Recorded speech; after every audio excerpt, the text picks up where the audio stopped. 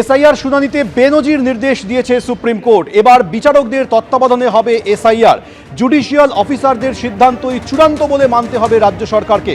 হাইকোর্টে প্রধান বিচারপতিকে ডিস্ট্রিক্ট জজ এবং অ্যাডিশনাল ডিস্ট্রিক্ট জজ নিয়োগের নির্দেশ দিয়েছে সর্বোচ্চ আদালত। জুডিশিয়াল অফিসারদের পরামর্শ দেবেন অবসরপ্রাপ্ত বিচারপতিরা। জুডিশিয়াল অফিসারদের নির্দেশই চূড়ান্ত জানিয়ে দিয়েছে সুপ্রিম কোর্ট।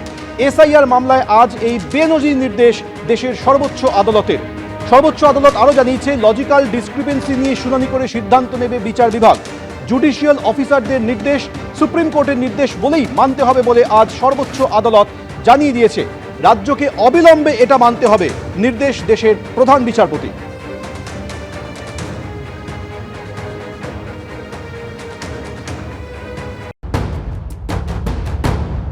যে দুরবস্থা বাংলায়, যে অরাজকতা অনিয়ম চলছে তা কিন্তু প্রকট হলো। এতে বাংলার মানুষের জন্য এটা একটা লজ্জার বলে মনে করি। পশ্চিমবঙ্গে কোনো বিডিও বলুন, এআর বলুন, তাদের ক্ষমতা নেই স্বাধীনভাবে কোনো কাজ করার। কারণ মমতা ব্যানার্জি নরমে গরমে তাদেরকে ঠিক রেখেছে।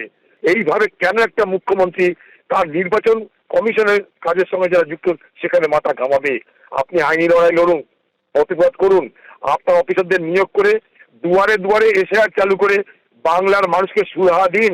তা না করে জটিলকে আরো জটিলতম করে, এর আগে যেমন ভোট হয়েছিল 2021-এ এনআরসিকে সামনে রেখে এনআরসির পক্ষে না বিপক্ষে করে আপনি ভোট করেছিলেন, এবারেও তাই এসআইআর এর পক্ষে না বিপক্ষে করে আপনি ভোট করতে চাইছেন। এসআইআর মামলায় সুপ্রিম কোর্টের প্রধান বিচারপতির প্রশ্ন, এত হইচই হচ্ছে কেন? ডিজিকে যে নির্দেশ দিয়েছিলাম সেটার কি হলো? হলফনামা দাখিল হয়েছে জানান কপিল সিব্বল। প্রকাশ্যে হুমকি দেওয়া হচ্ছে, পুলিশ কোনো পদক্ষেপ নিচ্ছেন না। সুপ্রিম কোর্টে অভিযোগ নির্বাচন কমিশনের। দুর্ভাগ্যজনকভাবে নির্বাচনের আগে এই ধরনের দায়িত্বজ্ঞানহীন মন্তব্য করা হয়। এসআইআর মামলায় একেবারে কঠোর পর্যবেক্ষণ সুপ্রিম কোর্টের প্রধান বিচারপতি।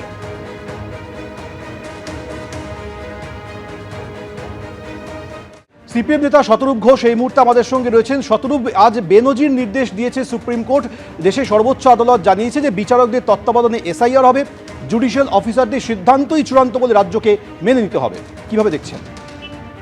দেখুন, পশ্চিমবঙ্গ সরকারের প্রত্যক্ষ মদতে গত 15 বছর ধরে অসংখ্য ফলস ডকুমেন্ট পশ্চিমবাংলায় তৈরি হয়েছে এবং সেই ফলস ডকুমেন্টের জোরে অসংখ্য জাল নাম ভোটার লিস্টে ঢোকানো হয়েছে। মৃত মানুষের নাম বার করে বিভিন্ন রাজনৈতিক দল, আমাদের দল তো বটেই, আমরা বারবার করে জমা দেওয়ার পরেও ইলেকশন কমিশনে একেবারে রাজ্য সরকারের যারা কর্মচারী অফিসার তাদেরকে বাধ্য করা হয়েছিল মৃত নামগুলোকে ভোটার লিস্টে রেখে দিতে। অতএব রাজ্যের সরকারের এখানে পক্ষপাত রয়েছে, নির্দিষ্ট রাজনৈতিক স্বার্থ আছে, এই নিয়ে কোনো সন্দেহ নেই। দুর্ভাগ্যজনক হচ্ছে আমাদের দেশের ইলেকশন কমিশনও কি রকম ভাবে রাজনৈতিক পক্ষপাত দুষ্ট, তাও গত 7-8 মাস ধরে গোটা এসআইআর প্রক্রিয়ায় গোটা ভারত দেখেছে। বিহারে আমরা প্রথমে দেখেছি, তারপরে বাংলায় বা অন্যত্র আমরা দেখছি।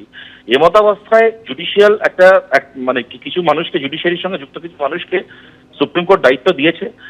সুপ্রিম কোর্টের রায়, এটা মানতেই হবে। আমাদের খালি এইটুকুই আশা থাকবে, এই জুডিশিয়াল অফিসার যারা কোর্টের দ্বারা নিযুক্ত হলেন, ডিপ্লয়েড হলেন, তারা কোন রকম কোনো রাজনৈতিক পক্ষপাতের বাইরে গিয়ে এই কাজটাকে করবেন, এই কাজটাকে ক্যারি আউট করবেন। কেননা একটা সুস্থ গণতন্ত্রের জন্য পক্ষপাত মুক্ত একটা স্বচ্ছ ভোটার লিস্ট অত্যন্ত জরুরি। কিন্তু কেন্দ্র সরকার ইলেকশন কমিশনের মাধ্যমে এবং রাজ্য সরকার রাজ্য সরকারি কর্মচারীদের মাধ্যমে বারবার একটা পলিটিক্যাল ইন্টারেস্টে ভোটার লিস্ট তৈরি করতে চেয়েছে। আমরা আশা করব জুডিশিয়াল অফিসাররা এই পলিটিক্যাল ইন্টারেস্টের বাইরে থাকবেন।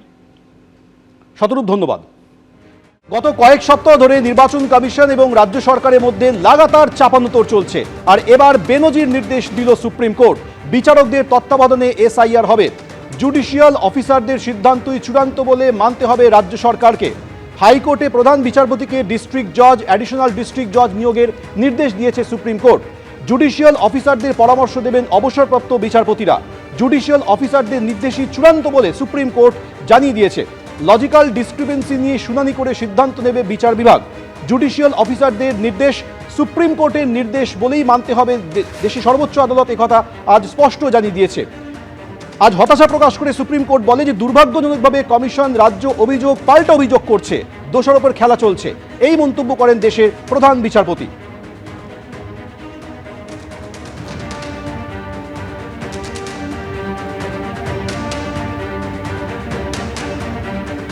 সুপ্রিম কোর্ট আজ প্রশ্ন তোলে যে গ্রুপ বি অফিসারদের কি অবস্থা। এসআইআর মামলায় জানতে চেয়েছেন সুপ্রিম কোর্টের প্রধান বিচারপতি। রাজ্য 8,500 গ্রুপ বি অফিসার দিয়েছে জানিয়েছেন রাজ্যের আইনজীবী কপিল সিব্বল। আধিকারিক বদল নিয়ে যে নির্দেশ দেওয়া হয়েছিল তার কি অবস্থা জানতে চান সুপ্রিম কোর্টে প্রধান বিচারপতি সূর্যকান্ত। আমরা কিছু আধিকারিক বদল করতে চেয়েছিলাম, রাজ্য জানিয়েছে যে তারা বিচার করে দেখছে, জানিয়েছে নির্বাচন কমিশন। আশা করেছিলাম রাজ্য সহযোগিতা করবে, আমরা আশাহত। এসআইআর মামলায় কড়া পর্যবেক্ষণ সুপ্রিম কোর্টের প্রধান বিচারপতি।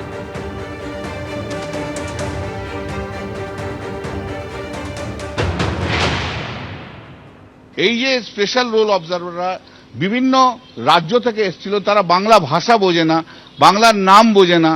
আজকে যারা লোকাল যারা থাকবে তারা বাংলা ভাষাটা জানবে, জুডিশিয়াল অফিসাররা তারা বলতে পারবে ব্যানার্জি না বন্দ্যোপাধ্যায় না বনার্জি, তিনটে মিলে কোনটা সত্যি কোনটা ঠিক আছে।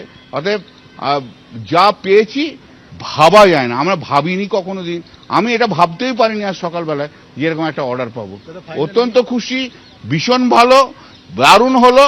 সারা পশ্চিমবাংলায় সমস্ত আমাদের কর্মীরা জেগে উঠবে, একদম চাঙ্গা হয়ে যাবে একদম। দেখুন না কেমন চাঙ্গা হয়, ওই বিজেপিকে কেমন করে সেটা শুধু দেখে নিন না শুধু।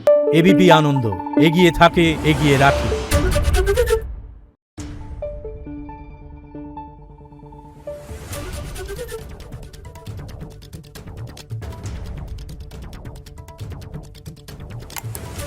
Thank you.